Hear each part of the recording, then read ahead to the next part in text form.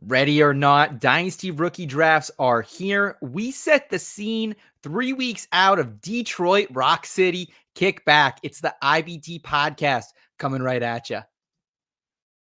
Cause I've been in tune, out of touch, coming off the bench, trying to shake the funk, check your stat line, see who's up, that over, under, hit too clutch. And I'm trying to avoid getting carried away with the jet sweet, sleeping on a trick play, predicting all of my moves like they seen every play. So I'm running it back, head down, get out of my way. And it's for the law with only one thing to do. I guess I'll say a prayer and put it all on the line for you. What they don't know, something they haven't seen. I find a gap on the screen and hit them right in between. Yeah, I got it, and I got it. Just one thing to say, yeah, what they don't know, something they haven't seen. I'm off that mean Joe Green, it got me fading between. Yeah, I got it, and I got it. The In Between Fantasy Football Podcast.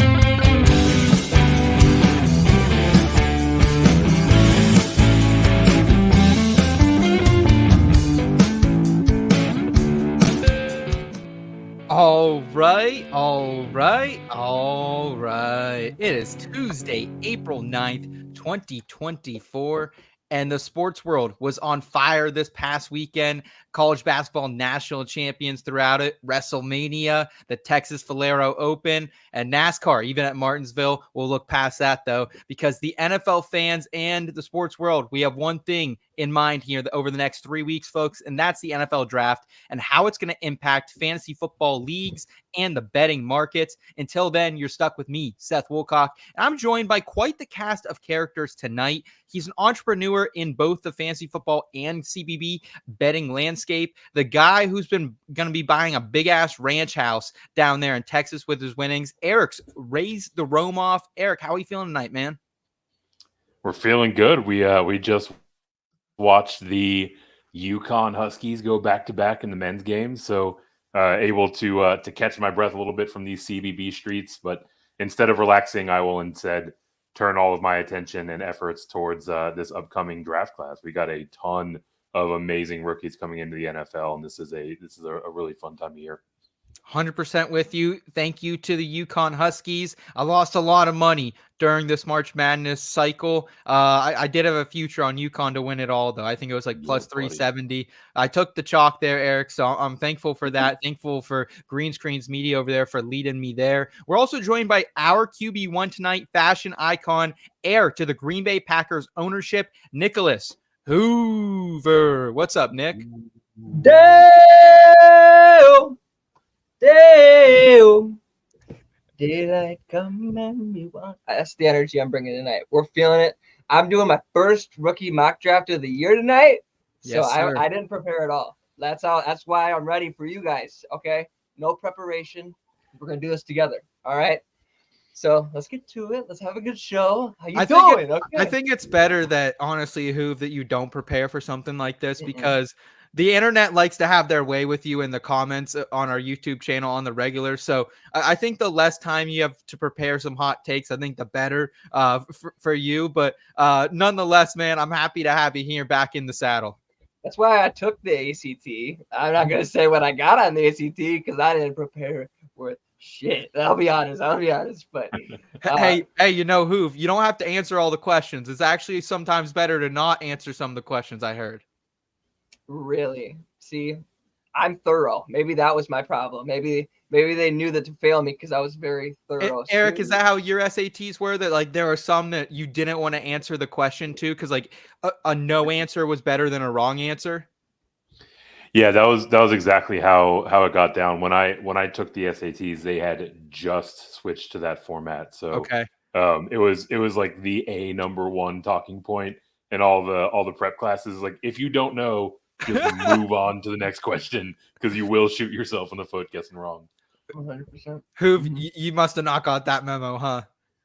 I didn't prepare at all, but I didn't prepare for this draft, and I got through high school, so I'm gonna get through this draft, and Hopefully it leads to great success. Great success. Great There we go. success. Very Tonight on nice. the show, as Hoov alluded to, we're going to be doing our first Dynasty rookie mock draft of the season. We're going to talk ideal landing spots with those as well. We're also going to do a little front and center, talk about some news, because every freaking Wednesday, like we do these shows weekly in the off season on Tuesdays, Eric, and it's like Wednesday bomb drops, like every time. It's so unfortunate. Yeah, it seems to be the cadence that we've fallen into, right? Sometimes if it's not Wednesday, it seems to be within hours of this show wrapping up, we're getting some crazy bombshell in the NFL streets. So we'll pick up last week's major news right off the top here, right? Yep. Shout out to the IBT family for riding with us as well. We're rapidly approaching 1,000 subscribers. We have a couple giveaways planned for there. We'll be announcing those here in the coming weeks. But thank you guys so much for all the support. Seriously, it's been awesome over these last couple of months. Looks like we have some familiar faces in the chat. Albert, good evening. IBT, good evening to you, Albert. Man, hope you're having a great Tuesday evening. And we got Royal Slade coming over from the 19th hole. What's up? Yo, Slade? It's Masters Week, boys. Any Master shots that anyone wants to take here? I don't have any yet. I'm just be tailing everything Connor and Bo say. That's usually what I do. Eric, any opinion on the golf streets this week? That is 100% the correct advice to give out. I am completely flying blind when it comes to golf, but we got Bo, we got Connor. They can shed a little light on where we need to place our action. Yeah, they had a 55-1 last week, so shout out to them and be on Ash K. Batia there in Texas. We also have Rachel on the podcast tonight. She's going to be driving. What's up, Rachel? Thanks so much for hanging out with us. Great to see you once again. Rachel just had a really good piece last week. It was her MySpace top 8 friends on the website, her favorite free agent moves. That was really cool. She's working on some other cool shit too. Yeah, Rachel's a creative bug. I like it. Royal saying Connor and Bo are arguing. I heard all week that shots were going to be fired on that program. They're going to be fired tonight as well. Don't you worry. Wild. Don't you Royal. All right, guys, go ahead and jump into it. We did it, as we alluded to, have a little bit of news last week. So let's talk about Stefon Diggs going to the Texans here in front and center. Sometimes taking that first step out the door is the hardest thing to do. Give it a chance, you'll be begging for more. Save the spot just for you. We're all somewhere in between. How about you come to the place we can have some fun? Ain't gotta worry about knowing not what it means. Come and give me another, cause the night is young. At least I so thought. This just in. Breaking news. Front and center. Front and center, Stefon Diggs is now a Houston Texan. There are many people happy in this world. Eric, you are one of them as a Houston Texans fan. The Bills, they'll be receiving a 2025 second-round pick for Diggs.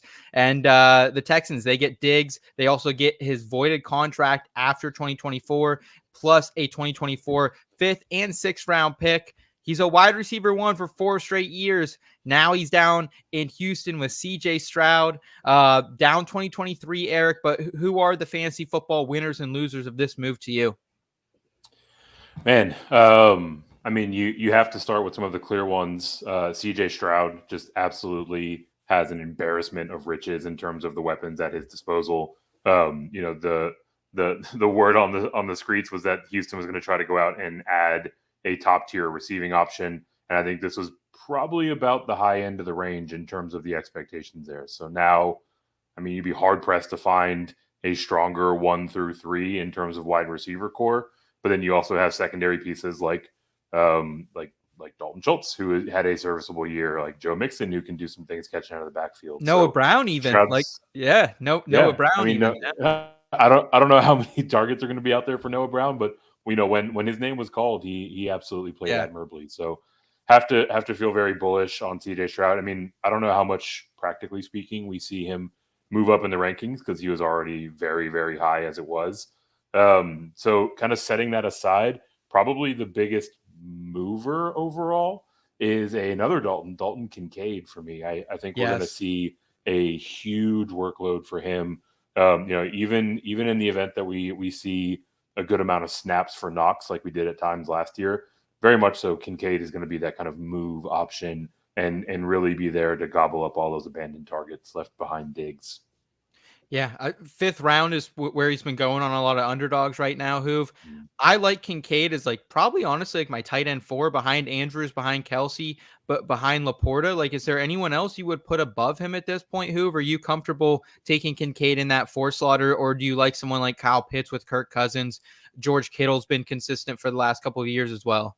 I'm definitely going to be targeting Kincaid, but there's a few other like factors I want to like talk about. Is people like say Josh Allen's washed now that Diggs is gone, and like that's just such a lazy narrative, because I'm in the corner of that. It's very similar like when Aaron Rodgers lost Devontae Adams and he got shipped to Vegas. It's like Khalil Shakir is going to be Allen Lazard probably in this offense.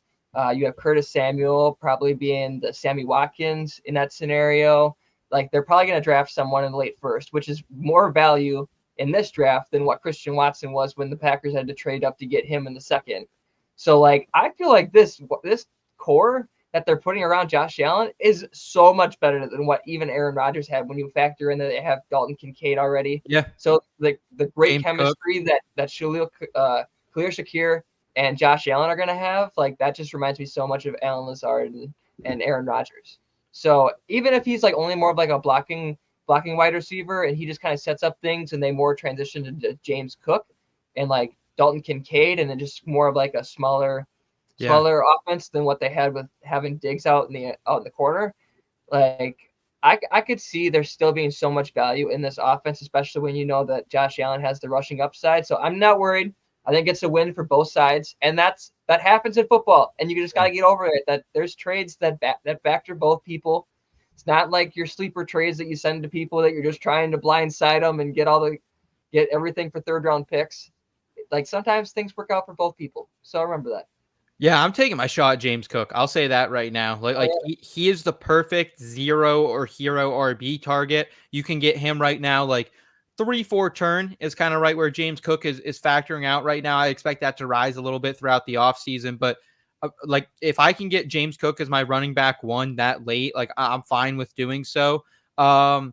Also, here in the chat, we got Royal saying McBride when talking about the top tight ends. Yeah, I didn't have him above Kincaid. I think they're close. I'm lower than consensus, I think, on McBride for me. I think I have him closer to tight end 5 for me personally. I've none of him right now in best ball. I have him at 2, so it's Laporta, McBride for me. So right now. And Rachel wants to know, where do we think Nico Collins and Tank Dell, where do we think they go? What do we think of them now? So before this, we are taking Nico Collins. We weren't really. We were kind of out at that ADP to begin with, Eric. Right at that 1-2 turn is where he started going in best balls a couple weeks ago. Tank Dell was still in that like early to middle of the third round. I would say now for me, like Nico 3rd round, Stefon 4th round, Tank probably like 5th round. Do you argue with that? Anything different for you, Eric? Do you have that in a different order? That's the same order that I have it in. And directionally speaking, I moved all these guys down like 4 to 7 spots in light of this news, right? So, it's one of those things where we're not going to have a singular kind of primary or focal point in this receiving game. So, it's hard to feel good taking a guy like that as your wide receiver 1, right? So I think it moves Diggs and to a lesser extent Nico Collins out of that wide receiver 1 conversation. And I think it slides Tank Dell back to the kind of middle of the wide receiver 3 pack. But I mean, all of these guys are taking a slight hit on where I have them ranked. Is Josh Allen still the quarterback 1? I want to ask both of you, is he still the quarterback 1? And if he is, are we comfortable with taking him at cost? He's going down in ADP now. He's fallen back more into the 3rd round. I just saw him slide in the 3rd round for the first time in a while. Would you be comfortable with that, Eric? Because you've kind of been hands off Josh Allen. He's been in that mid to late 2nd round so far this offseason. Yeah, I still feel fine with him as the QB1, right? Like, Hoov made a number of astute points about not only the current weapons he has around them, but what is very likely to be an incoming rookie in one of the deepest wide receiver classes we've seen in recent memory, right? So like, I think his weapons around him are going to be fine. And apart from Jalen Hurts, who's really the only other name to consider, you'd be hard pressed to find with another quarterback that has the touchdown equity that Josh has in the running game on a week in and week out basis, right? So like, if you want to split hairs and put him behind Hurts, fine, right? But like, they're both still in that top tier. To the former question, or I guess the latter question, no, I'm not taking him in the third round. I just generally don't draft quarterbacks that early.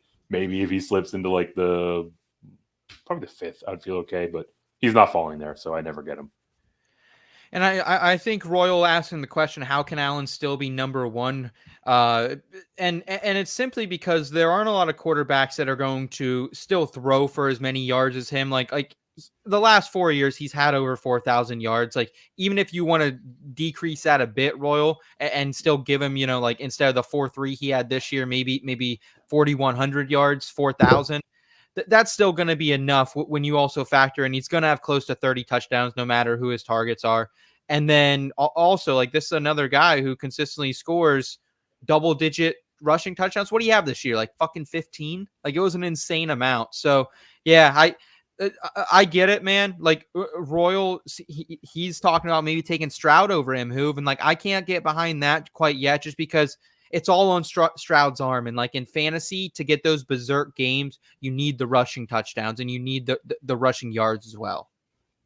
I think that if Allen slid down to like QB5, that's the greatest value in the world. But I saw that on keep trade cut that Stroud's now QB1 on there, and Dynasty, and I think that's it's crazy because I'm just not gonna say he's over Mahomes. That's just not me. I have Mahomes as my QB1, Allen as my 2, and then now he's gonna slide a little bit. I was trying to look it up while you were answering that to see like what Aaron Rodgers was, because I'm thinking it's gonna be like Aaron Rodgers in 2021, but with rushing upside, because we know Aaron didn't have legs at that point in his career.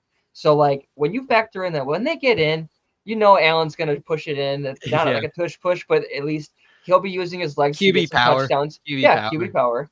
And I think that there's so much value still in his arm because he's Josh Allen. So I'm not worried. Like, I think he's QB5. I think that if CJ Stroud stays healthy, like, we also need to factor in one thing is that they traded for Stefon Diggs because they want to make sure that CJ Stroud isn't going to hit the sophomore slump. Like, that's a very big thing. Having a cushion of Stefon Diggs in your year 2 and having the help of Tank Dell, who is eventually going to be your wide receiver 2, and then you slide Nico Collins, like Eric was alluding to, over into like that wide receiver 3 role or / wide receiver 2 role. Yeah. It's like, I think that's so much padding for CJ Stroud. So like, I'm not going to push him there, but like, obviously the upside for QB1 is there. I'm not going to like hate on it, but I'm just not going to get on that train yet. So they're both talented. They're both very talented. I would like both, like they're probably going to get drafted around the same run. Once one person drafts a quarterback, the next guy goes, the next guy goes, the next guy goes. So if I will get either of them, I'm cool with it. From a dynasty lens, as Hoov pointed out, to keep trade cut is kind of like the Bible right now of dynasty value. Speaking of dynasty value, though, we do have our dynasty trade value chart live on the site now. Our first tool. I'm super excited about it. Joseph Griffin, he's been with our site for many, many years now. Does a lot of back end stuff for us. He came out with this, and I think it's a very, very valuable tool. I'm going to drop that in the live chat to our new dynasty trade value chart if anyone wants to check that out.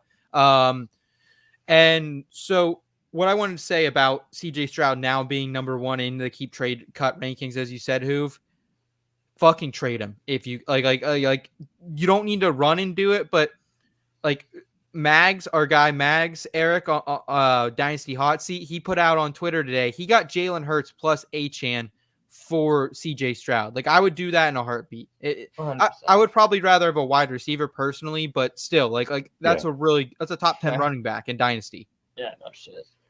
So yeah, I mean, look, any time that there is that rapid an adjustment to the market, you have to try to capitalize on it, right? Like, if you want to make a case for CJ Stroud being ahead of Jalen Hurts in Superflex Dynasty, I think you can, right? But the fact that you can get essentially a similar tier player and a huge asset in return. Like these are the things that can really level up your dynasty team and the outlook overall. And the window on these things close quickly, right? Quick. A week from now, people are going to be like, yeah, maybe we got a little excited. Let's slide them down to 3, right? Which is still a fantastic ranking, all told. Yeah. Fucking get that value when you can, guys. I think we broke it down, man. Like, there's still a lot of value on both of these teams. And if anything, this potentially creates more value on the board. Like generally, I wasn't drafting really Stefon Diggs at his ADP. Like, I would consider him now where he's going. And same with Tank and Nico. They're pushing them back down the board to where they're absorbable. And it makes Kincaid and James Cook just really, really valuable. So a lot of good stuff happening with this trade. Shout out to the fucking Texans, Eric. Your fucking boys making a push, man. Like, they're pushing the chips in the center. They're saying, we're going all in on this kid, and I love it. They're pushing them all to the middle. They kind of got off to a slow start in free agency, but really since about day 3 of free agency, Nick Caserio has been putting on a masterclass of how to build a championship roster around a cheap generational quarterback. That's how you win in this league.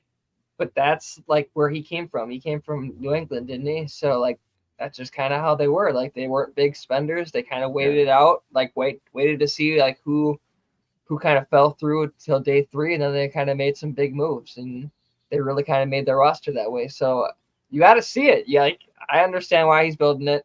You also have to give credit to him for like changing the reputation around the Texans. Shout out. Okay. Oh, because and within Pico, man. 2 years, you're seeing players want to come to Houston. I mean, like let's see like how the atmosphere like is for Diggs. We know how his teammates feel about Diggs. He can be a little bit of a party animal, and obviously Houston's more of a party city. He's gonna have a great time in Houston. Wait, Diggs is a party, and I didn't know that, to be honest with you. I didn't know that. Well, he wanted more strip clubs in Buffalo after the loss. That was I kind of referenced allegedly, and Houston, and obviously we know James Harden's history with hanging out with strippers in Houston. So I think that it's match made in heaven. Yeah. So if he can keep, there's an establishment in Houston that retired James Harden's jersey when he moved out of town. What's it called, Eric? What do you know? What's it called? I cannot. I'm not even sure if I know this place exists. Okay, fair enough. Eric doesn't want to get sued by someone or some establishment. Guys, we're gonna go ahead. We're gonna get into our Dynasty rookie mock draft here. And back in the day.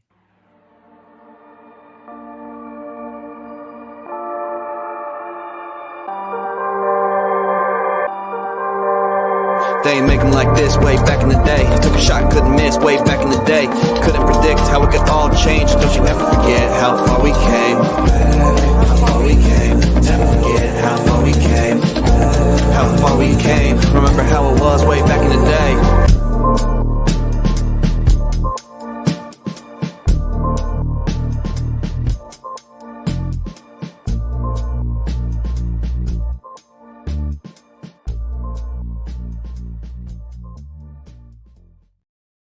God damn, we have some great drops on this program. That might be my very, very favorite one. We got a whole new catalog coming right now, guys, that Nate's been putting together for us. So appreciate Ism. He's our music guy. That's probably my favorite drop we have on this program. So we're going to look back in the day. We always like to make, when we do a new mock draft, we like to look back at old ones to try to learn something. Like, I think there's very little value in just doing a new mock draft if you're not going to look at old ones and look at past mistakes. So we're actually going to pull up our mock draft from last year, or this is a real draft, rookie draft, from last year. This is in the lateral league. This is Herm's league. A lot of great people in the industry, very respected dynasty minds. Jeff Bell is in this. We got Troy King, Herms, Toronto Dave, Jeff Crisco, Bo McBig Time. Yeah. I'm dishing out there. So I want to look at this and for our YouTube audience, like, what are some of the major standouts to you guys? Because I was looking back at this and I just saw so much value that fell down the board with people like Bryce Young getting so pushed up. Like, I got CJ Stroud the 1.7. I had to trade up a pick to get him. I think I maybe gave up Richie James in the 108 to go to the 107. But there's still a lot of other value. Jahmyr Gibbs at the 105 feels like a great value. Kincaid at the 108 feels like a great value. Eric, any initial impressions from this? Yeah, I think a lot of the names that you mentioned are the ones that really scream off the page, right? There was a point at probably around this time last year where most the consensus was you kind of want to be in the top 4 or 5 picks, and then it just kind of falls off a cliff. And very clearly, there are a number of guys that were able to outperform that. And you dig through these, late second, early third round picks. Tank Dell's out there, Devon Achan's out there, Puka Nakua's out there, like guys that made legitimate impact on championship rosters that were thought to be kind of dart throws, right? So, you do your research and you're willing to plant your flags on a guy, and they can have a significant impact for you very quickly as a rookie. You want to know the saddest thing? First thing that stands out is Puka wasn't even drafted. Not drafted. Yep. That was literally what I was looking through. I'm like, okay, who is the smart guy in the room? Let's see. Like someone probably took him in like the 3rd. I'm like, Strange. No. Vaughn. What? Tucker? Like. And this was after the NFL draft too that we did this, and I right here I was at the 4.8 and I was like, man, like this I will say there is a bit of a heavy tight end premium in this league. I think it's a 1.5 rather than a 1 tight end premium. But like I took Washington at the 4.8, like terrible ass pick over Puka, and just terrible. But when you look at it too, I think one of my big takeaways here, boys, is like there was a lot of fucking mediocre running backs taken in the second round. Chase Brown at the 205. Like, we love Chase Brown on this program, but might be a little early for him. Tank Bigsby at the 2.9. Dwayne McBride at the 2.10, who Dwayne McBride didn't even see a start this year. Wasn't even active in a game. Roshan, the 2.12. Like, Hoov, there's a lot of fucking mid running backs. Even when you look in this 3rd and 4th round, Izzy Abanaconda, Keyshawn Vaughn, Sean Tucker, Zach Evans, Eric Gray, a bunch of fucking bums. Yeah, it's crazy. I'm not even seeing I'm spacing on the name, but out of Baltimore this year. Keaton Mitchell, yeah. He was largely undrafted. I'm not even seeing him. That's crazy. Like, some of the most valuable guys weren't even drafted by some of the greatest minds in the industry. That makes me feel better about how much I missed. So that's great. Yeah. Like Abanaconda, I actually just traded him. I drafted him in the 2.10 in one league just because I was worried about Breece Hall coming back right away. Like, this was like right before Dalvin Cook signed. When did Dalvin Cook sign in New York again? It was shortly after. They were well into camp, right? I think it was like approaching the preseason games, wasn't it? So I just really like that like that little pinball Abanaconda, and I could see like later in the season, like that's kind of like why they got rid of Cook, is because like Abanaconda was showing that he could be the 2, and Breece really didn't need it. But now I traded him recently for the 305 in this year's draft to pair with Breece Hall, so they have that. They have that 1-2 combination. So, like, I really like him. I think that like Kendra Miller, even though he didn't produce, like he still has so much value going into the season. Getting him first pick in the 3rd round is great. Jaden Reed, that's a great pick. Yeah, Jaden Reed's a great pick. Josh Downs. So I wanted Tank Dell bad at the 3.8. I was trying to move up to the 3.7 with Malcolm here to get the Tank Dell CJ Stroud stack, and I just couldn't get a deal done. Royal saying Reed and Laporta are good picks, and Rachel weighing in. This is great. I just read this, looping back to Stefon Diggs, saying that there was a clip in the Vikings locker room back in the day saying, who would you not want to date your sister? And everyone said Stefon Diggs. So that Hoov, you might be onto something. Who's detecting out there? I like it. Any other like takeaways for you guys? Like I think like other than for me, like I'm trying not to prop up running backs after seeing this. That was one of my big takeaways.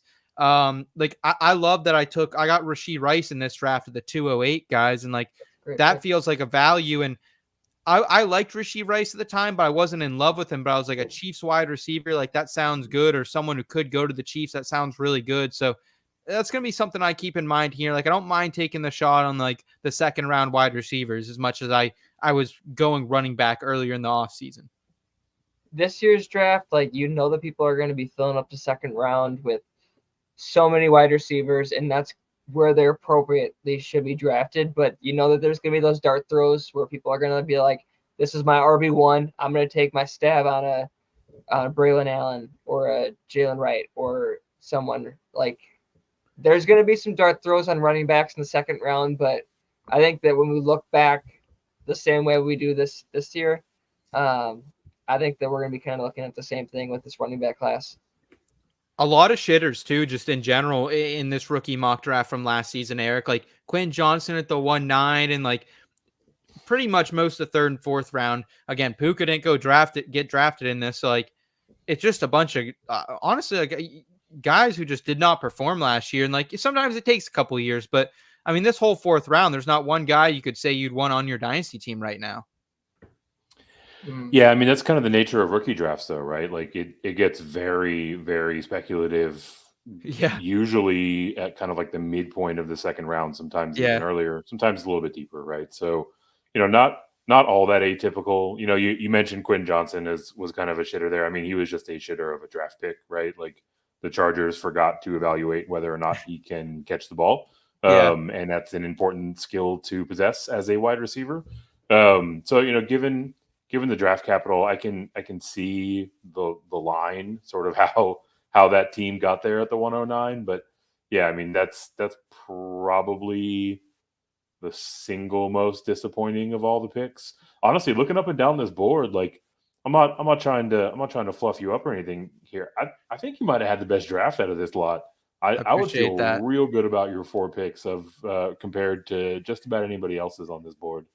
Yeah, only 2 of them really did anything. Like Rashee Rice and CJ Stroud. Oh, I guess I had Tyjae Spears. Yeah, you got Spears sitting there. Yeah, I took like Hutchinson again. Xavier Hutchinson over Puka. Like there were some bad decisions made. Don't get me wrong. Literally, all but 4 players on this board, you should say. Yeah. Sure. should have gone behind Puka Nacua. So, look, I mean, like. For however much analysis we want to put into it and however much we want to pour over the tape and, try to play out best case scenarios, like some of this is speculative in nature and you're not going to get every player right. And there's going to be guys that surprise on both ends of the spectrum. Right. So in the vacuum of would you rather have Xavier Hutchinson or Puka Nacua?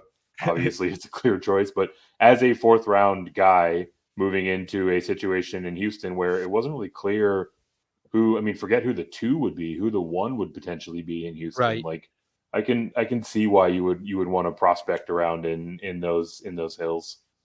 Hell yeah. I will add one more thing, and I think the best 2 picks in the last round are the last 2 picks. Honestly, I really like Nate's Clayton Tune pick. I think he's still rosterable just because if you have Kyler Murray, you should definitely be having Clayton Tune as your 2. Like if you don't. They have Desmond Ridder now, but I think Clayton Tune showed enough that he could definitely beat out Desmond Ridder for I don't know. Really? I don't know. I take that bet. And then obviously A.T. Perry, like I think that he showed enough last year. Like they're still gonna be looking for a 2 next to Olave, but I think that I like be a 3. Perry. Yeah, he could be a 3. All right, guys, let's go ahead. Let's jump into this year's draft here after analyzing last year's. Yes. I'm going to be sitting at the 103. We are going to draft with some AI. Rachel's going to help us out. She's going to be at the 106, going to be sniping Eric at the 107, and then Hoov at the 110. So we have someone in the beginning, the end, and the middle. If there's any bullshit picks by the AI too, we'll make sure that we're not allowing that. We're going to go ahead and start this thing. All right, and I'll make sure that we're moving through here. All right. Marvin Harrison first off the board, and I wouldn't necessarily say that's a bullshit pick, Eric. Like we could see that in some leagues where people are, content with their quarterback. Yeah, I definitely you could see that happen, right? For me, if I don't want Caleb Williams with the 101, then I'm very aggressively shopping that pick. But in just about any other draft class, Marvin Harrison Jr. as the 101, even in a super flex, would still be a clear choice. So I mean, he's right on the cusp there. I don't think you can really find anyone that would argue against it.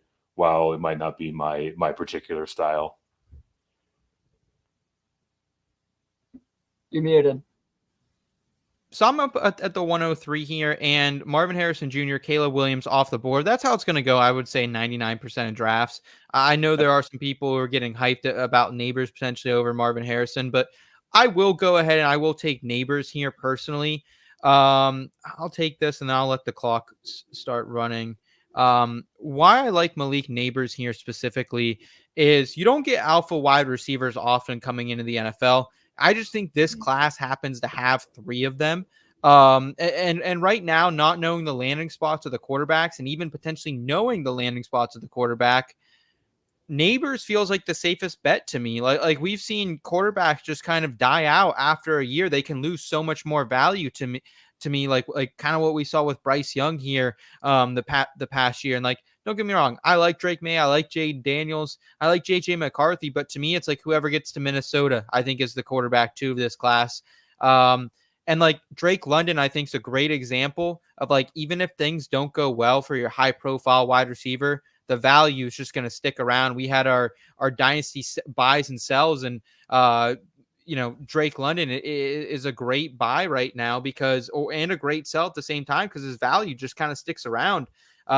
So I think right now, I don't need to wait to see the landing spot for Nabers because I think it's either going to be the Chargers at 5, assuming the Cardinals stay put. And dude, like Justin Herbert, Jim Harbaugh, wide receiver 1 on a rookie deal. Nabers is a guy who works out of the slot a lot of the time, and they don't have a slot guy now. Like they have Joshua Palmer's kind of a burner on the outside. They have Quentin Johnson, who's an outside receiver as well, but can't really catch. So a lot of questions in general there, but I think give me the wide receiver 1, hopefully for the Chargers, in Malik Nabers here. I can get down with that. I think that out of all the possibilities for Malik Nabers, that he's going to end up being a wide receiver 1 somewhere. Whether that means that someone trades up, whether that means the Giants take him, but I'm pretty sure he already came out and said that if the Giants take him, that they also needed someone to throw it to him. Yeah, that would be worst case scenario. Would be he would go to the Giants, but even that, like, he's going to get everything. He would get absolutely everything there. So I wouldn't hate it that much if he did go to the Giants. So I take Nabers there at the 103. We have Jane Daniels going off the board at the 104. Rome Odunze at the 105. Drake May at the 106 to Rachel, which I think, I don't know if Rome is going to go ahead of Drake May a lot, but I think he's going to go 105, 106. I think Drake May is a great pick at 106. Rachel potentially getting the next Vikings quarterback. I know she's a Minnesota fan. Eric, you went with Brock Bowers at the 107. Talk me through that pick. Why Bowers there? And this is tight end premium as well. Yeah, so part of it is the tight end premium, right? And the other part is kind of simplistic and practical in nature, which is I think there's a pretty clear tier break in the rookie rankings, right at Bowers, right? Actually, I selected 107 in this mock draft because I've seen some JJ McCarthy hype creep him up into the top 6, and I was hoping to catch Rome Odunze here at the 107, but clearly it didn't play out that way, thanks in large part to the AI. But Brock Bowers is a guy that I think can come in and at least be on a similar trajectory to that of Sam Laporta, especially if you consider sort of where he's falling in most mock drafts and the type of teams that are around there, right? Like if we're talking about a situation where he makes his way to Cincinnati, for example, that would obviously be an ideal landing spot. Certainly. And one that's not like entirely out of the realm of possibility based on his capital and where the Bengals sit. So there are just so many ways that a rookie tight end of his profile can contribute very quickly, right? Getting onto the field is kind of the hard part for that position. So once he's out there, once he shows that he can get through his route tree and do the necessary blocking, I think that he can be on a similar sort of arc to what we saw with Laporta and the Lions last season. Ideal landing spot for you? Would you? I'm seeing a lot of Jets love out there on the internet right now for Brock Bowers. Is it New York or is there somewhere else? Eric, I would probably circle Cincinnati, but I mean the Jets are Okay. a fine consolation prize, right? There are a number of teams that need a toolsy pass catcher like him that are going to be right around that part of the draft. I think I know what Hoov's gonna say. I'll shoot my shot because I'm going to play some money on it because I'm excited. This is my first time I'm going to be going to Michigan to the draft, and I found out that it's legal to sports bet in Michigan. So I actually could play some bets on the draft. So I'm going to bet because I saw that you can place a bet like per pick, like all the way through 10. And so I feel like at 9, someone's going to trade up with the Bears and Brock Bowers is going to go at 9 to the Colts, and the Colts are going to move up. Yeah, you've been on that train. The Bears are going to move down to 15, and they're going to draft Jared Verse around there because I'm just seeing so much Jared Verse to the Bears. Like Jared Verse at one point, I thought he could have been like a top 5 pick, but obviously things didn't shake out that way, and like he's sliding a little bit, but still, Dick, that's kind of where he was going to go last year, and he contributed to Florida State being undefeated this year. So, but with me being on the clock, I should probably take my pick. We see J.J. McCarthy going off the board. I'm going to continue on with the quarterbacks, and I'm actually on the Michael Penix train. I have finally done it. After his pro day, I have changed my ways from Saul to Paul, baby. I am on it. Big Penix energy, okay? I was late to the party, but I should have RSVP'd, but I'm here now, and it's good, okay? He showed he had so much athleticism in his pro day that I never saw before on his tape. I thought he would be a Jameis Winston, that he was going to just overcompensate with his arm talent, but I saw something in him that I think that other teams are going to see. He's going to be a first-round pick probably, and, like, if they're talking about Bo Nix being a first-round pick, Michael Penix showed so much. Like, I mean, I forgot who made the point. I wish I could give him credit, but they talked about why did Puka Nacua slide so much? Is because he was injury-prone at BYU, and obviously he was good this year. So, like, we need to get that narrative about Michael Penix being injury-prone out of the way, like, because he showed last year he was good, and that was more like at Indiana that he was getting banged up, but if he can slide to a team that has a good offensive line, I'm all in on Penix. And at Superflex League, you know that he's going to be a starting quarterback at some point. Wow. The big move by Hoov for Michael Penix at the 110. I've been seeing him getting more steam now. At one point, we were seeing him go all the way in the 3rd round. He's since kind of shifted back towards that like early 2nd to mid-2nd. Hoov, you're taking the shot at the 110. McCarthy goes at the 109. 108 is Brian Thomas Jr. Eric, thoughts on Hoov's pick of Penix and then Xavier Worthy, Troy Franklin going at the 111, the 112, seemingly chalked there by the AI at the end of the 1st. Yeah, to your latter question, the bots are definitely following highest or best player available, right? So this is right where we see Worthy and Franklin typically coming off the board. These are guys that, while they're in kind of that sort of 3rd tier of wide receivers in this year's class, would probably be the wide receiver 2 or 3 in at least the last, I don't know, dozen or so rookie class, right? So guys that are very talented in their own right. In terms of who making the move for Penix, I'm completely here for it, right? Like the format is one thing to consider. Quarterbacks always carry a ton of value in Superflex.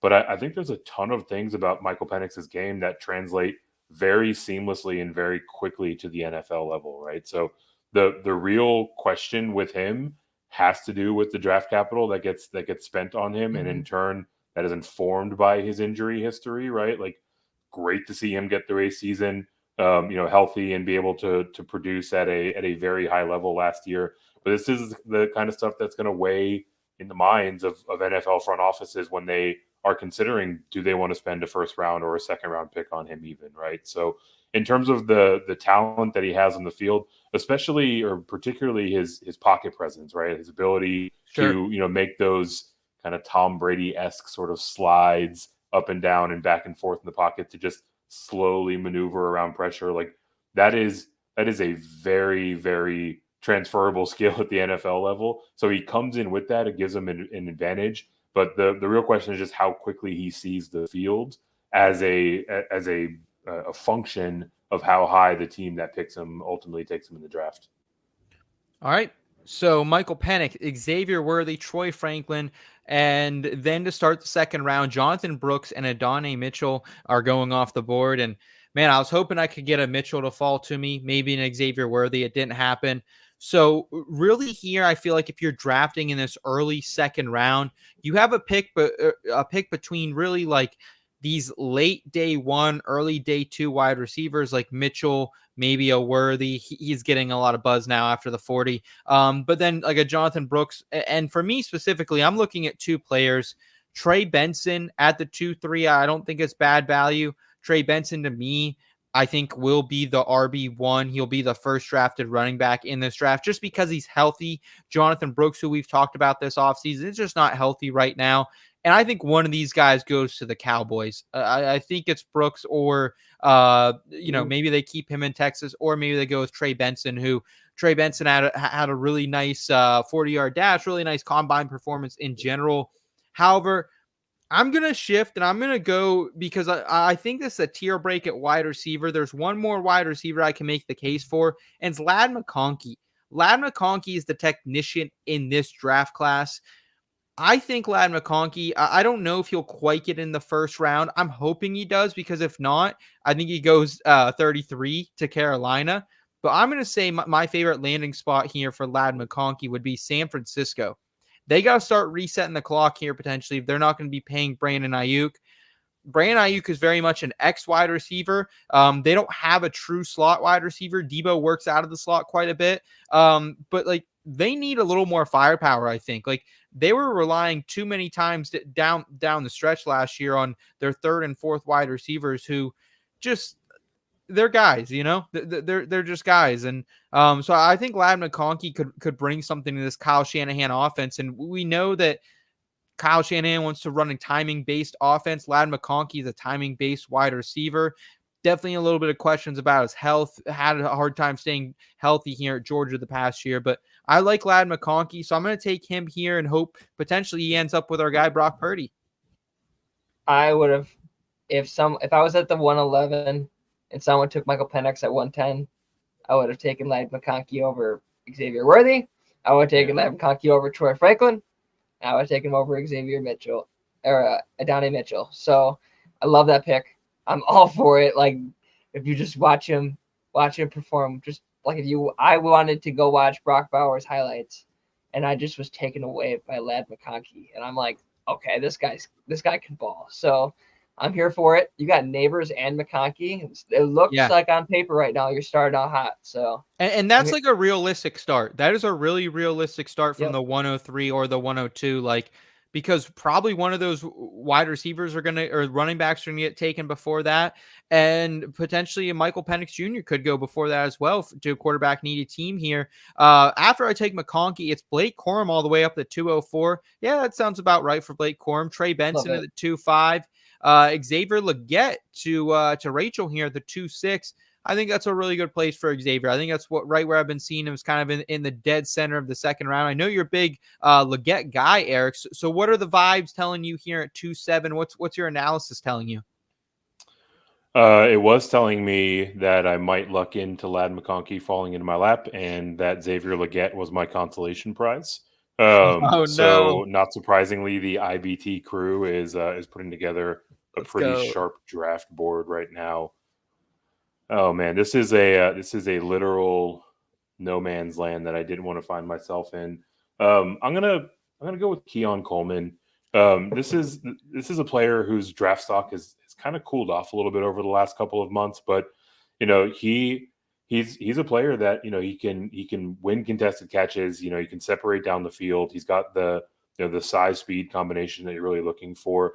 There are a lot of different things about the game that he's bringing to the next level that should be able to apply as soon as day one, right? So with rookies, especially when you're talking about the the kind of back half or back third of the second round, I'm really looking for guys that have a more defendable path to playing time. And I think you can make a solid case that Coleman should be near the top of the depth chart, almost regardless of where he's landed, right? He should be competing for wide receiver 2, wide receiver 3 looks pretty quickly. So hoping that he gets on the field quickly and that he'll pay off his 2.7 capital. Okay. Bo Nix then at the 2.8, the fifth quarterback off the board. Roman Wilson at the 2.9.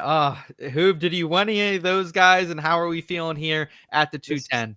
This is tough. This is actually like This is what I wasn't. I wasn't really expecting this one. I think it really kind of comes down to who I think is my RB2 in the draft, and I think I'm gonna go with. You gonna keep it on brand? I'll keep it on brand. Okay. Yeah. I'll go with Braylon Allen. Like at one point I would have taken him in the first round. Like this is when you just kind of have to shoot your shot with a bunch of guys. They all kind of blend in. I'm not gonna try to sell you on a prospect and just say a bunch of shit that you could say about every other prospect in this draft, like the athleticism, whatever. Braylon Allen, he has some limitations in his game that you just have to talk about if you're going to talk about Apparently Braylon Allen. Can't catch passes is what we've learned lately. Yeah, and that's accurate, but that's also not the Badgers' offense. And I want to make that very clear. Like he kind of reminds me of he would be perfect in the Seahawks running back group.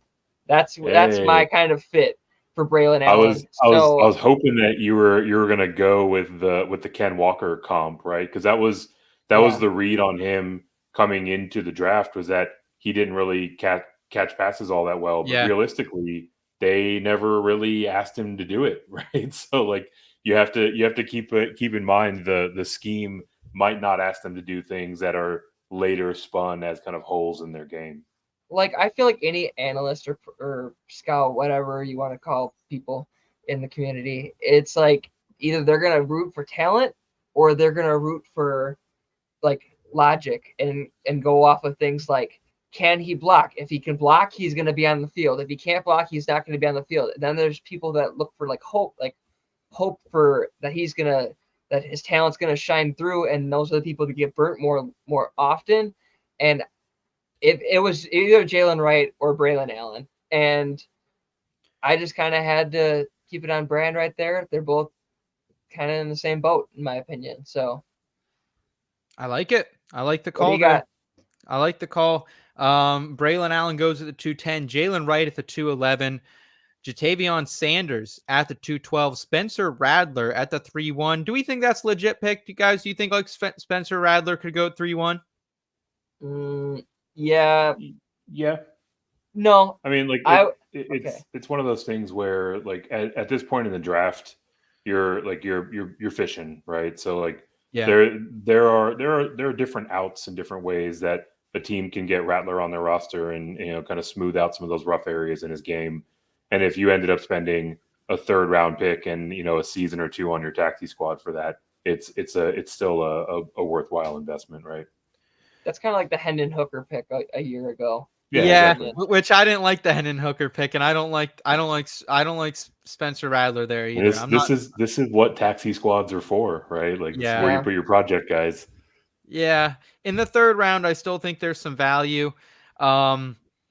I'm going to keep it on brand for myself. I almost slipped up here. I'm going to go Malachi Corley. Ooh, good pick. The Yak King, bring him home. Give me a third stud rookie wide receiver. If I can get Corley here, I think and my fit, bring him home, baby. Bring him to the Steelers. This is our guy. This is who we need to complement George Pickens. Put him on a fucking slant route. This guy can take one, man. I think Malachi Corley, he's not as hyped up in the fantasy community right now because he didn't test at the combine. I don't know if I totally agree with that decision by him. We know he has battled some injuries throughout the last year, but I like Corley a lot. I think he's going to be a great pro. Yeah, I like Corley, man. I really do. I've talked about him. Ripped my heart out with this Malachi Corley pick. I was banking That's that crazy. with the bots preceding me, he might slip his way here. You're right. He didn't test at the combine, but he showed out at the Senior Bowl. And the thing that really makes me like him as a third round pick is kind of lazy, but there's a defendable case that you can comp him to the way that Debo Samuel is utilized in San Francisco. And you talk Sure. about the most prolific coaching tree across the NFL. Like there are so many Shanahan disciples out there that can go out and pluck a Malachi Corley and find creative ways to use him. So there are a number of different teams that should have their eye on him. And it's hard to find that kind of player in the third round of a rookie draft. Yeah, Malachi Corley going at the 3. Thanks for correcting me on the subtly, Eric. You corrected me on. I've actually never heard his name pronounced, so glad to hear it there. Jalen Polk at the 3-4, Bucky Irving the 3-5, and then Rachel's gonna go with Audric Esteem at the 3-6. She says, "I don't give a fuck about a 4.72." I'm going with Audric. Eric, how are we feeling here at the 3-7? Still some really, really nice values. I think specifically at the wide receiver position where we have a lot of love for Devontae Walker still out there right now. And also Ricky Parcell is kind of moving up draft boards as well. Yeah, and that's the direction I'm going with Ricky Pearsall, a player that a lot of the advanced analytics really like. He played well in his time at Arizona State with Jaden Daniels a few seasons ago.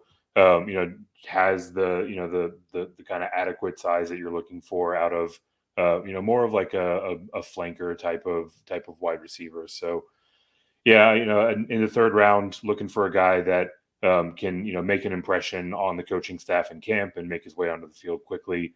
And I think, as we get a little bit closer, and especially after we learn landing spots, right? Like he's the type of guy that I think NFL front offices can fall in love with, and we might see his draft capital raise up a little bit. And if we're running this rookie mock draft post NFL draft, he might be a guy that could move up, 6, 8, 9 spots overall. Favorite landing spot? No. I got No one. favorite landing spot. I could see him as an interesting piece in Jacksonville. Okay. I think there's definitely a void there. Who do you think for Parcell? I got your Steelers.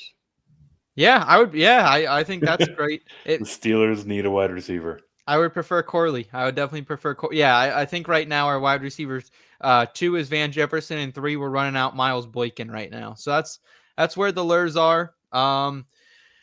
And speaking of where they are, Hoov, you're about to be back on the clock here in just a second. We have Will Shipley going off the board after Eric's pick of Parcell, and my guy Ray Davis. Listen, so for some reason, I think I just blacked out a minute ago. Like I was considering like taking Ray Davis, and I was like, I think Ray Davis will make it back to me. Maybe no, he definitely didn't. I just want to touch on Ray Davis. I think he could be the value of rookie drafts if you're going to do it pre-NFL draft. If you're one of those fucking sickos who just needs to get that sweat on here and do this rookie draft soon. Ray Davis at the 3-9, I think that's very realistic. This guy, like I think we did a combine winners and losers article, me and you, and Ray Davis was my biggest winner. I don't love the age. We know this guy hopped around from Temple to Vandy, then to Kentucky, but still a really good pass catcher. He showed that at the combine, also had 95 receptions throughout his career, and then had probably the sickest Deuce Staley drill I've ever seen at the combine as well. It was top 10 in the 40-yard dash, 4.52. I love Ray Davis. Your thoughts on Davis and who you're picking here at 310, and are you heartbroken? I'm not heartbroken. Actually, I had 4 in my queue, and I wasn't going running back here, so I'm going to go with my pick. And I feel like Brendan Rice is a match made in heaven with the Chicago Bears. I feel like they're going to draft Caleb Williams, and we all know that they're going to be looking for another wide receiver. Some people are thinking that it's going to be Roma Dunze. I just don't think you need it. I just don't think you need it. You got DJ Moore.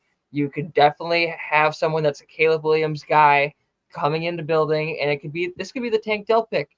This could be the guy that the organization asked Caleb Williams, who do you want? And they say, I want my guy. I want Brendan Rice. And so Brendan Rice being someone in room or in organization with someone like Caleb Williams, I'm going to go with it. I'm going to go with the chemistry. Hopefully that's where how things shake out. So right now, if Brendan Rice ends up Chicago at the 310, that should be a smash pick. All right. I like the play there from Hoov at the 310, going a little bit of a legacy play in Jerry Rice's son. We're making the back way out of the third round here. Jaheim Bell, Cody Schrader. Jeff Bell. 4-1 then is going Theo Johnson, some tight ends coming off the board here, and Ben Sina. I think those are good picks there, honestly. I think those are all very likely picks. Maybe a little early on Jaheim Bell. I like Jaheim Bell, though, actually. All right, so I'm on the board here. I'm at the 4-3, and boys, I'm at a fucking crossroads. Listen, Devontae Walker's on the board. I don't love Devontae Walker, honestly. Like, I don't love him as much as the rest of the community, I think, does. Didn't really see the pure speed that I think we wanted. The combine didn't get the full season in. Thanks, NCAA. We appreciate that. Man, but I love Isaac Garendo, but I think I could probably get him potentially after the draft. Isaac Garendo's, we talked about him on our rookie sleeper episode last week. The dude ran a 4.33 40-yard dash. He weighs 221 pounds, 11 foot 2 inch, like broad jump. Guy's a beast. Like, I don't think that necessarily translates to the tape. Like, you don't see this guy, like, he's not a Devon Achane type of player when you watch him. But so I'm really thinking about Garendo. But I think I can wait on him, potentially get him later. So I'm going to go Devontae Walker here and just continue to stack decent wide receivers. I don't know even where would be a good place for Devontae Walker. I would probably say, like, to me, he's probably, would you guys still have him day 2, Devontae Walker, probably? Especially with the comp picks in the third round? Oh, man. Yeah, he could sneak in there. I think he's probably a bit closer to a day 3 guy, but Early. He's right on the cusp, right? Let's go Devontae Walker, 4th round, 103 to the New England Patriots. I think that would be a good fit for him, and that would make me very happy here at the 4-3. Yeah. They ain't got shit, man. They got. Yeah. They but got do you think because they got burnt on Boutte that they won't do it with Walker? Because that's kind of like the same thing. It's like there's so much talent what could be untapped, like with both guys. I don't know if they'd want to get burnt on Walker. I mean, they've kind of been burnt with every wide receiver they've ever drafted. So that was Bill. That was Bill. Yeah. It's a lot of Bill guys. I don't know. So we'll see. I don't know. I thought I'd take a look on like who owns a few third rounders before I make an estimated guess on that. Yeah. Oh, it's always the Rams and the 49ers. They're just stacking up compensatory picks left and right. Yeah, dude. No. If Walker was the 3 behind Ayuk and behind Devo and Ayuk, that would be insane. All right. Who you got? All right. Yeah. So going off the board, we got Cade Stover, tight end, and Jamari Thrash after Jalen McMillan. Jamari Thrash, a guy I know Hoov was targeting here. Hoov, we touched on him in our rookie sleeper episode, but I know you like him, speedy wide receiver out of Louisville. He got them quick feet. He's got them quick feet. He's like, boom, boom. Oh, I love that. I like players that make me like watching football, like Lamar Jackson, Devin Achane, people that like to make people miss. And Thrash is that guy, man. I can't wait to see what he does in the NFL. Like, if he ended up with the Ravens, that'd be so nasty. But I'll keep my eye on him. I might be heading back to Wisconsin on day 3, so we'll see. All right, after Thrash, Tyrone Tracy Jr. goes to Eric. Really, honestly, a little bit surprised to see this pick here. How do you feel about Tyrone Tracy here? Purdue running back hasn't got a lot of love this offseason, though.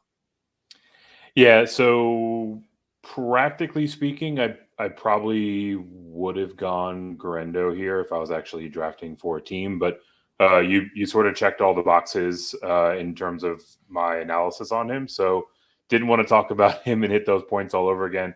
But moreover, just wanted an opportunity to talk about Tracy.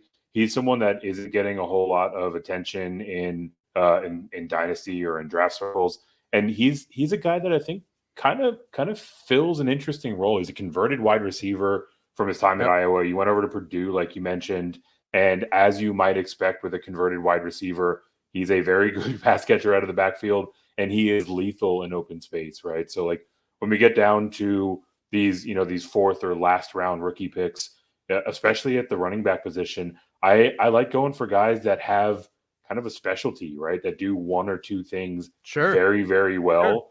Because now for 3 picks in a row, I'm talking about how that is going to solidify their path to playing time, right? Like I want guys that are going to see the field. Like if I know that there is a lot of Blake Corum love, but like you talk about a perfect fit for what is lacking for the LA Chargers. Tyrone Tracy can come in and be a perfect counterpunch to what they have with Gus Edwards. Hell yeah. No, I think you're locked on there, man. I haven't seen a lot of Tracy love on the internet, Eric. So potentially the first Tyrone Tracy love I've seen this year. But I think you should change Nesbitt to Luke McCaffrey. I really do. I'm not okay. I can't believe Dallin Holker got sniped. That sucks. But Luke McCaffrey seems appropriate more than that right there. Yeah, and then your guy Dallin Holker, who you touched on in our Rookie Sleepers episode last week, Hoov, he goes at the 4.9. You're sniped once again. Where do you go with the 4.10 to close this out? Well, I had 3 guys, or 4. I had 4 actually. I had Luke McCaffrey, so I'm glad that he went because that's more appropriate. Dallin Holker, and that was my safety net. But now I got 2 wide receivers I'm looking at, and I value them very, very similarly. I got Javon Baker and Jermaine Burton, who I talked about in an article previously, out of Alabama. So it's really a dime a piece. I think I'm going to go with Baker right here, out of UCF. Like, I'm seeing comps out of Kean Coleman. I feel like this might be the value of the draft. Looking back in the 4th round, like, this is a stacked class. Like, the fact that we're seeing Corley all the way to Baker between the 3.3 and the 4.10, that's a very close tier right there alone. So the fact that it's spread out within 2 rounds, you're walking away with someone with talent this draft. So I'm glad I got Baker. I'm glad I got one of these talented wide receivers. I got 2 actually. So I'm curious to see like who rounds out this draft, but I got Penix, Braylon Allen, Brendan Rice, and Javon Baker. I feel like that's a squad on my taxi squad. Eric, how do you feel about Javon Baker? I've always kind of been like, I think in the 4th round, I'm okay with him, but he's gotten a lot of hype out there in the Dynasty streets this offseason. Like, I don't really get the hype. He's supposed to be a deep ball specialist, but not the fastest guy in the world. Ran a 4.54 and not the biggest guy in the world either. Like, I don't know. I just haven't seen it with Baker as much as everyone else has, but split the difference here. How do you feel about him? Yeah, price adjusted, I think it's a phenomenal pick, right? Like, obviously I was reaching for Tracy just so I could kind of stump for him, but the point still persists. Like, his skill set is one that is hyper specialized. So there are plenty of teams right now that could use a guy that can go out and get contested catches and haul in jump balls and be able to use his body to box out defenders in the red zone, right? So if we're talking about a guy in Baker that can fill and plug an immediate hole in an NFL roster, like, that's going to get him on the field sooner, and that's what we want in these speculative rookie picks. Certainly. Javon Baker goes, and then Isaiah Davis. He's been getting a little bit of love out there too, and then we'll go with Arizona's Jacob Counting here. Sorry, terrible pronunciation today. But yeah, I think that's going to kind of round us out here, guys. We can each, we can each run through our teams and discuss a little bit of analysis, how we feel post draft, and we'll close this out with that. I got Malik Nabers at the 103, Lad McConkey at the 203, Malik Corley or Malachi Corley, excuse me, at the 3-3. Devontae Walker at the 4-3. I feel really good with this team, guys. I didn't get any running backs. That's kind of a bummer for me, but there's still some guys. If this was only a 4-round draft in my league, that I could take the shot on in free agency, burn some fab, try to get some guys to put on the practice squad. But I really like the value that I got here. I wasn't planning on taking Corley. I wasn't planning on taking McConkey or Walker. But just kind of how it shaked out here for me, Eric. Yeah, well, clearly, I like your team a lot. As I mentioned, you sniping me a few times over, right? So definitely feel like you had a pretty good day in the office. I'm kind of lukewarm on my team. I'm very happy with Brock Bowers in a tight end premium. Yeah, I'm not agreed. thrilled about walking out of a Superflex rookie draft in one of the deeper quarterback classes in recent memory without a quarterback, right? That certainly isn't how I would have drawn this one up. I'm just not really a Bo Nix guy. So, he was sort of the last option there after I plucked Bowers. And, everyone else is, kind of speculative or more kind of landing spot dependent, right? So, there's upside baked into that if it goes well, or I could be looking at some pieces that I might need to hang on to or try to bundle up in a trade later. Yeah, absolutely. Question here from Rachel in the chat. Would you have taken McCaffrey over Thrash? I think it's personal preference at that point. I would have taken Thrash. Especially not knowing the landing point.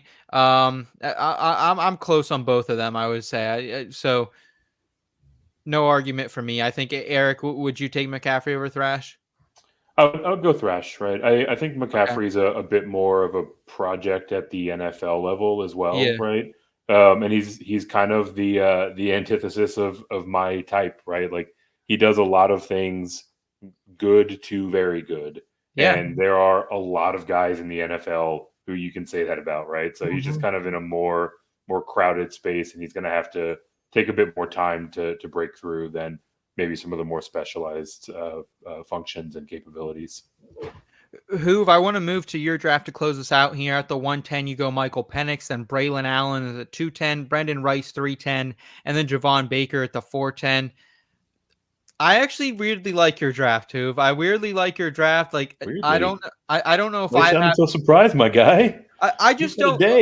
I was surprised with the Penix at 110 pick. I don't know if I have the stomach for that, but like I like it now because you got a good running back in the second round. I've been on the Braylon Allen hype train all off season as well with you. We both took a little bit of a integrity hit during the combine when he looked like shit, but. And then you like rounded this out with two very high upside wide receivers. Like I like what you did here, Hoov. How do you feel about it? I feel like if I compared this team and looked at it from last year's, like we did earlier, I feel like it would be like Will Levis at 110. That seems like the same kind of value. Sure. Braylon Allen would be like a Rashawn Johnson around there. Great value for the season. And then Brendan Rice, that easily could be like the Tank Dell of the pick. Like we saw Tank Dell go around there earlier. And then Javon Baker, like I'm not gonna say he's Puka, but I want maybe he is Puka. I don't know. But like I feel like just how it started and I finished out with Baker, it was a dime a piece between all these wide receivers left. So overall, like it's very well rounded. For a team that's drafting in the 110, that's not bad. That's not bad at all. So, and some other players that didn't even go off the board here that if you have a fifth round, you could be targeting, or just off a free agency that I would be burning a shit ton of fab for, like Dylan Laube. I love Dylan Laube out of New Hampshire. We've hyped him up this offseason. Kamini Vidal as well out of Troy. He's been getting some love at the running back position. Frank Gore Jr., we touched on him. There's a lot of Jermaine Burton, like there's a lot of names, Malik Washington, that we haven't even got to, Eric, Johnny Wilson, that I think, are still on a lot of people's radar here. Yeah, I mean, look, if you haven't heard us and everyone else say it ad nauseum, this class is super deep. So there are going to be some interesting rookie free agents if you're in a 4-round draft, or there's going to be guys that you can get in the 5th, 6th round that you feel good about their prospects, right? I mean, you and I both made it a point to call out Guerrero, and he's still on the board right now. He would probably be one of the first picks in the 5th round, right? So, yeah, I mean, anytime there's depth in a class like this, there's always going to be some diamonds in the rough, and having some flexibility on your roster to try to go scoop those up and rearrange your taxi squad is always one of the most fun and most challenging parts of the post draft cycle. Yeah, I want to give the best advice of the offseason is that after these drafts go off, make sure you use your fab, like use all your fab if you have to, because this is around the time that you can be getting your guys, you can be dropping off all that dead weight, you could fill up $100 worth of fab and then fill up these guys. Like you could trade a Hunter Renfrow that maybe has $5-10 worth of fab if no one's going to trade a pick for him. Like try to make some deals, get that fab, use that fab right away. Yeah. And if you go broke during the season, at least you took your shots. Dude, listen, there have been so many more years in Dynasty leagues that I have not used my fab at the end of it. And I was like, I wish I, right after the rookie draft, just went ham as fuck. You know what I mean? Wow. And like there aren't going, if you're in a competitive, deep Dynasty league like this, where it's Superflex, it's 12 teams, probably a start 10 or 11 at least. But like, regardless, like you're gonna want to burn your fab early here on these rookies, Eric. Like, has there ever been a time in a Dynasty league that you can remember, like, damn, I didn't have enough fab for that? Like, it's only in redraft and keeper leagues that ever burns me. I mean, there's been times where I've been a little short in the pockets, right? Okay. But I would much rather be in that situation having spent all of that money immediately following the rookie draft, right? Because like, yes, you're emptying the holster now. Thanks to Sleeper, you can, as Hoov alluded to, include fab in your trade. So there's always ways to kind of re-up a little bit there, right? It's a fantastic negotiating lever.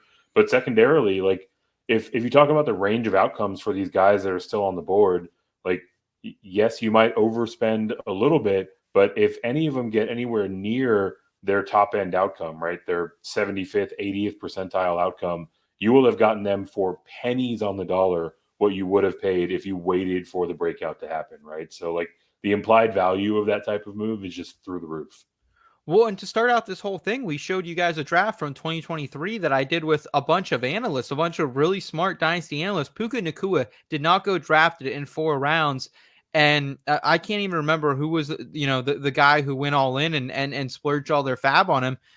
Instead of going all in on Puka, I did Michael Wilson, and that didn't get me as far. But still, Hoov, I think that's great advice overall. And guys, I think that was some great Dynasty advice as we close the book on it.